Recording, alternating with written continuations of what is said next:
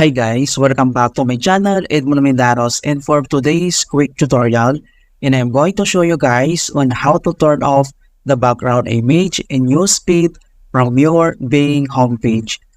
Alright, so without further ado, and let's go ahead. So all you have to do is to open up the Bing browser, and then dito lang sa top right corner, and then i-click mo lang tong 3-line icon na to, so click mo lang siya.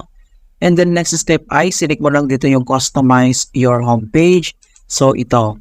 So ang next, kailangan mo lang i-turn off tong kanyang show menu bar. So ang menu bar ay nasa taas ito siya. Okay, so turn off mo siya and then nawala na. Okay, so ang next, dito naman sa kanyang use and interest. So turn off mo siya and then ito nawala din. Okay, so pwede rin itong other option settings na pwede mong matignan. So, i-click mo lang tong settings and then select mo lang dito yung more. And then next dito sa left side, select mo lang dito yung homepage. And then ito na siya. So, makikita mo dito yung customize homepage. So, pwede mong i-check tong box, show homepage image or show menu bar. So, kung ayaw mo, uncheck mo lang siya. And then next ay, click mo lang tong save.